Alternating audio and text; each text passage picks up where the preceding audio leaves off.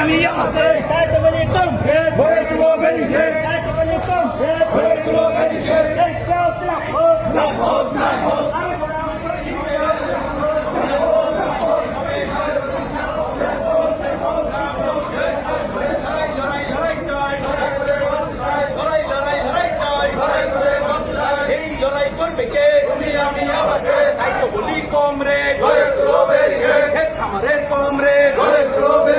ইনকালাব জিরাপদ তিন দফা দাবির ভিত্তিতে ডিএমের কাছে ডেপুটেশনের দলে দলে যোগ দেন